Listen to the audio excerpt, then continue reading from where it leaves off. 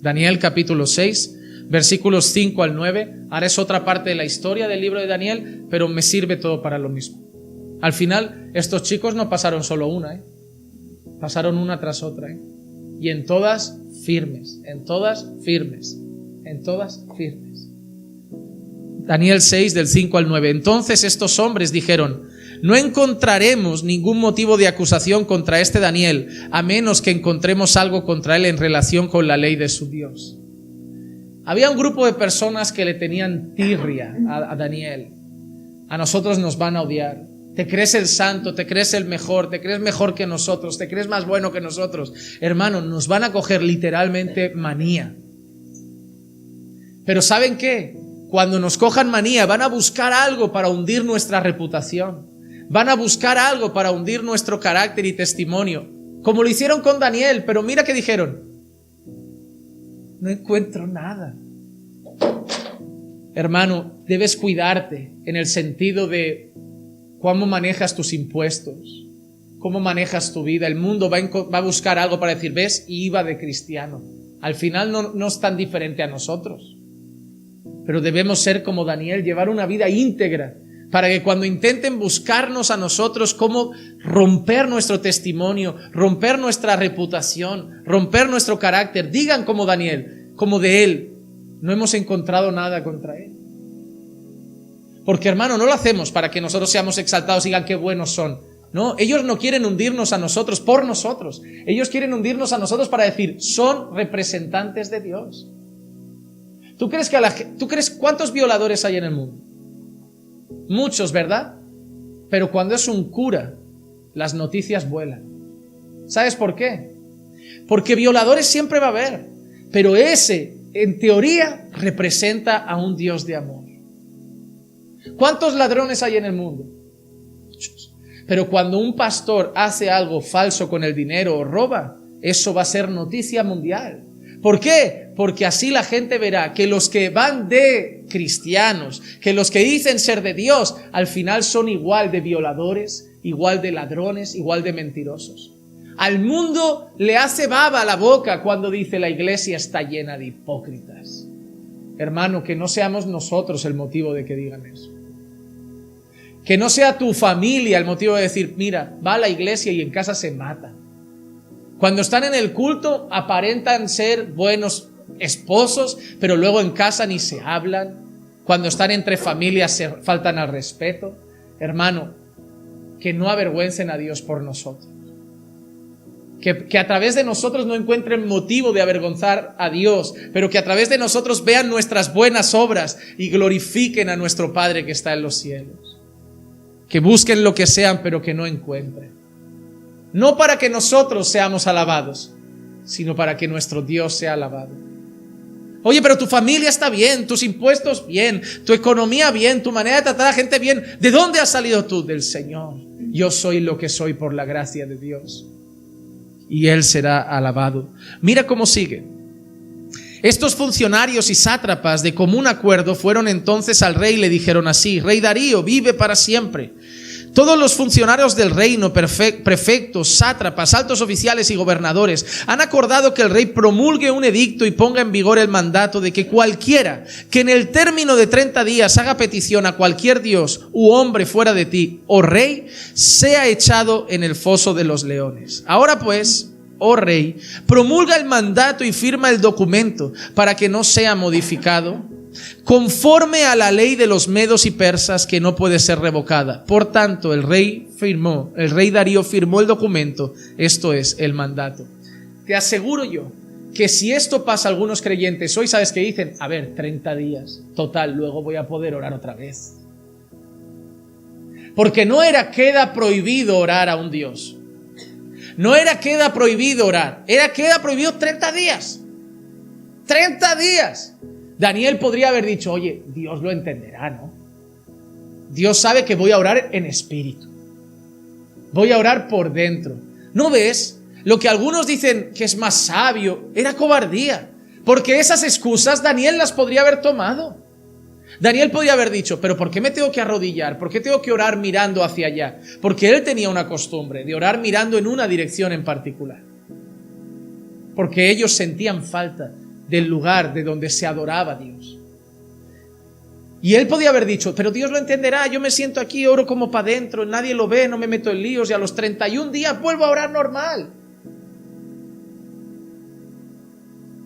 Pero cuando fueron al siguiente día a buscar a Daniel a la hora de su oración, él estaba mirando al mismo lugar, levantando las manos hacia el mismo sitio y orando a Dios de la misma manera. Y hoy hay que decirle a la gente, hermano, ora.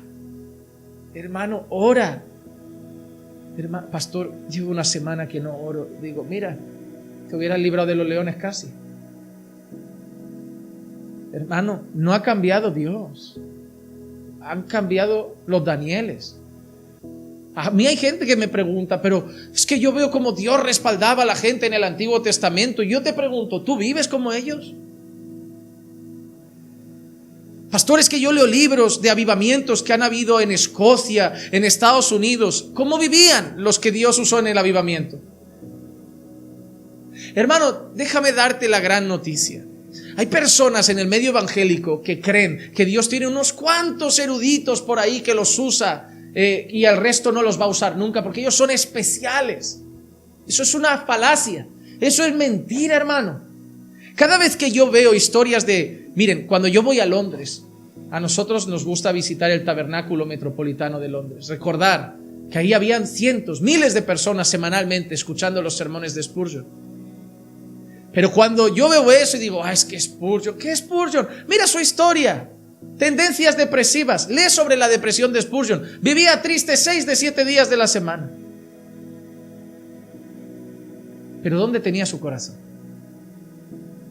Cuando Spurgeon empieza a ser famoso y le dicen, Spurgeon, ¿tú sabes que podía ser el predicador más rico de todo el Reino Unido? Sí, pero solo os pido una cosa, que mi mujer y mi familia coman, tengamos un techo, lo más necesario para vivir. Yo con eso ya estoy feliz, no tengo el corazón en eso. Spurgeon predicó primeramente en una iglesia muy chiquitita, muy pequeñita, en un pueblecito de Londres, pero empezó a llegar gente a ese pueblo. Entonces la gran Londres se enteró de lo que estaba pasando y la gente con más recursos y capacidad pues le dijo, Spurgeon, vete aquí, hacemos un tabernáculo grande, aquí puedes reunir a muchas más personas. Se lo llevaron al centro y cientos de personas llegaban. Miren qué corazón tenía Spurgeon. La iglesia donde él había estado al principio no tenía apenas recursos, pequeñita, feíta, en malas condiciones. Spurgeon cogió un día al arquitecto que hizo el tabernáculo metropolitano y le dijo, vete a mi antigua iglesia. ¿Para qué? Hazle la iglesia nueva. Yo empecé allí, nunca se pueden olvidar los orígenes. Estoy aquí hoy, pero ahí empezaron mis primeros sermones. Y hasta hoy, cuando vas, la iglesia la reconstruyó el mismo arquitecto que hizo el tabernáculo, a petición de Spurgeon. Él amaba el pueblo de Dios, él amaba la obra de Dios. No podía tener dinero y fama y no lo quería. Él quería servir al Señor. Cuando él decía, cuando vemos ese avivamiento que estaba pasando en el Reino Unido a través de sus sermones, él tenía un grupo de personas que vivían orando mientras él veía la oración como fundamental. La historia cuenta que un día Spurgeon estaba yendo por un camino con un amigo que se iban a otro pueblo a compartir la palabra. Había nevado y fueron por el bosque para atajar un poco de camino. Y estaban hablando por el camino y de golpe el amigo se gira y ve que Spurgeon no está, ya estaba hablando solo. Y cuando mira atrás, había un tronco que se había caído en el camino y Spurgeon estaba apoyado en el hielo y en el tronco orando. Y el amigo se acerca y le dice, oye, Charles, ¿qué haces? Pone, Dios me ha puesto aquí un banquito para orar y no lo voy a aprovechar. Es que, ¿cómo Dios no va a usar esos hombres? No eran normales. Hasta hoy los predicadores estudian el mensaje de pecadores en las manos de un Dios airado. Y yo he visto teólogos decir, no es tan especial. Y realmente el mensaje no es... He visto mejores, por decirlo de alguna manera.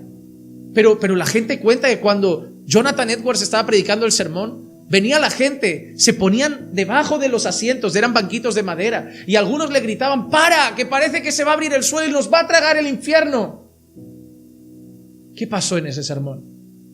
Jonathan Edwards estuvo 3 días antes, encerrado en su casa, no comió y no bebió. Las biografías cuentan que cuando él entró en la capilla, dicen que su rostro brillaba. Y Dios lo usó para un gran avivamiento, un gran despertar. Hermano, Dios es el mismo, el que respaldó a Daniel, Sadrach, Mesach, Abednego, el que respaldó a Jonathan Edwards, el que respaldó a Spurgeon, el que respaldó a grandes hombres de Dios a lo largo de la historia. Pero esos hombres vivían orando. Esos hombres vivían orando. Cuando John Knox empieza en Escocia a trabajar, Escocia era un país católico romano. Católico romano. Y John Knox se encerraba día tras día en su habitación. La historia cuenta que su mujer ponía la oreja y solo escuchaba un grito desde dentro: dame las almas de Escocia o me muero. Solo eso, hora tras hora, día tras día. No mucha palabra, solo pedía por almas. John Knox empieza a trabajar. Al cabo del tiempo, Escocia acaba siendo un país protestante. En tiempos de guerra y de batalla entre reinos, le preguntaron a la reina: ¿tú temes a los ejércitos del otro país? Y ella decía: no, yo no temo a los ejércitos ingleses, yo temo las oraciones de John Knox. Que una reina diga eso, que le tiene más miedo a tus oraciones y lo que Dios puede hacer con ellas que a todos los caballos y soldados. Había un hombre que fue a predicar a China, un misionero muy famoso. La gente cuenta y dicen esta frase: antes de que saliera el sol, él ya estaba orando. Hermano, cuando nosotros vemos las obras que ahora hay en China, los avivamientos que han habido, solo ves una cosa en esos hombres: vivían con Dios. Como Daniel. Le podías quitar la comida y los manjares, dale solo legumbres, pero no le quites la oración. Y Dios los respaldó. ¿Sabes por qué tú a veces sientes que no te respalda Dios? No digo que no lo haga, pero a lo mejor no con tanta fuerza, y es cierto. Y por un simple motivo, déjame hacerte una pregunta: ¿cuánto vives con Él? No hay más. No hay más. Dios es el mismo Dios de Elías, Dios de Daniel. Pero la pregunta es si nosotros somos los Elías de Dios, los Daniel de Dios. No. Daniel no dejó de orar. Quitadme la videoconsola, quitadme el ordenador, quitadme Netflix, quitadme el móvil, quitadme, pero no me quitéis hablar con Dios, aunque me cuesten los leones. Pero en la primera escena, ¿cómo respondió Dios? Lo respaldó. En la segunda, lo respaldó. Y en la tercera, versículos 16 al 22. El rey entonces dio órdenes que trajeran a Daniel y lo echaran en el foso de los leones. El rey habló a Daniel y le dijo: tu Dios, a quien sirves con perseverancia. ¿Cómo lo servía? Porque los hombres de Dios no le sirven de cualquier manera. Daniel no era un arriba abajo, no, con perseverancia. Dice: Él te librará. Trajeron una piedra y la pusieron sobre la boca del foso. El rey la selló con su anillo y con los anillos de sus nobles para que nada pudiera cambiarse de lo ordenado en cuanto a Daniel. Después el rey se fue a su palacio y pasó la noche en ayuno, y ningún entretenimiento fue traído ante él y se le fue el sueño. Recordemos que ese rey, por los que no saben la historia, era amigo de Daniel, se llevaban bien. Entonces el rey se levantó al amanecer, al rayar el alba, y fue a toda prisa al foso de los leones. Y acercándose al foso, gritó a Daniel con voz angustiada. El rey habló a Daniel y le dijo: Daniel, siervo del Dios viviente, tu Dios, a quien sirves con perseverancia, ¿te ha podido librar de los leones? Obviamente, si no le hubiera librado, no hubiera contestado. Entonces Daniel respondió al rey: oh rey, vive para siempre. ¿Cómo sonaron esas palabras? Daniel, ¿qué ha pasado? Oh rey. Ay, ¿cómo debieron sonar esas palabras? Mi Dios envió su ángel. ¿Quién sería ese ángel? Algunos afirman que así como en el horno, una preencarnación de Cristo, que cerró la boca de los leones y no me han hecho daño alguno, porque fui hallado inocente, quizá no ante los hombres, pero fui hallado inocente ante Dios. Porque no importa lo que los hombres digan de nosotros, lo importante es ser hallados inocentes ante Él. Ante Él. Y tampoco ante ti, oh rey, he cometido crimen alguno. Les quisieron quitar la identidad, fueron fieles, Dios los respaldó. Les amenazaron con su vida, fueron fieles, Dios los respaldó. Les quisieron prohibir buscar a Dios, fueron fieles, Dios los respaldó. Pero al final la gloria no es de ellos. La gloria es de Dios. Leo 2 pasajes y terminamos. Daniel 3, 28 y 29. Sorpréndete de cómo termina al final cada historia. Daniel 3, 28 y 29. Habló Nabucodonosor y dijo: bendito sea el Dios de Sadrach, Mesach y Abednego, que ha enviado a su ángel y ha librado a sus siervos, confiando en él desobedecieron la orden del rey. Desobedecieron la orden del rey, ¿Dónde aplica Romanos ahí? Obedece a las autoridades. Esa orden contradecía un principio: solo adorarás a tu Dios. Desobedecieron la orden del rey y entregaron sus cuerpos antes de servir y adorar a ningún otro Dios excepto a su Dios. Mira qué pasa. Por tanto, proclama un decreto de que todo el pueblo, nación o lengua que diga blasfemia contra el Dios de Sadrach, Mesach y Abednego sea descuartizado y sus casas reducidas a escombros, ya que no hay otro Dios que pueda librar de esta manera. Ellos no lo hicieron para su propia gloria. Lo hicieron para que el mundo supiera quién es su Dios. Pero la historia del foso de los leones, Daniel 6, 25 y 26. Eso fue Nabucodonosor, ahora Darío. Entonces el rey Darío escribió a todos los pueblos, naciones y lenguas que habitaban en toda la tierra: que abunde vuestra paz. De parte mía se proclama un decreto que en todo el dominio de mi reino todos teman y tiemblen delante del Dios de Daniel. Espero que un día, por nuestra manera de vivir, la gente pueda decir: el Dios de este pueblo hay que temerle. El Dios de este pueblo hay que temerle. Es el Dios que se tragó a Faraón y a sus soldados. Es el Dios que los salvó de Nabucodonosor. Es el Dios que cerró la boca de los leones. Es el Dios que consumió Sodoma y Gomorra. Y es el Dios de caminando por fe. Solo le pido una cosa caminando por fe: que nosotros seamos como esos hombres. Él no ha cambiado.